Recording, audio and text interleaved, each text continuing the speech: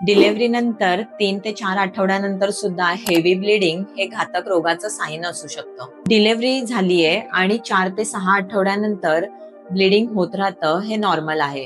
पण ते ब्लिडिंग हळूहळू कमी होत जायला पाहिजे आणि कमी होताना डिस्चार्जचा रंग ब्राऊन आणि नंतर पिवळसर असा होत जातो. तरी सुद्धा 4 ते 6 आठवड्यानंतर सुद्धा जर खूप जास्त हेवी ब्लिडिंग क्लॉट्स जात राहिले तर हे नक्कीच लेट पोस्टपार्टम हिमोरेजचं लक्षण आहे.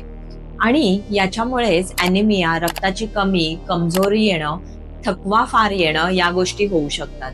याचीच कारणं म्हणजे युटेरस व्यवस्थित कॉन्ट्रॅक्ट न होणं, त्याशिवाय प्लॅसेंटाचा छोटासा सुद्धा पार्ट किंवा थोडा पार्ट आतमध्ये राहणं या असू शकतात.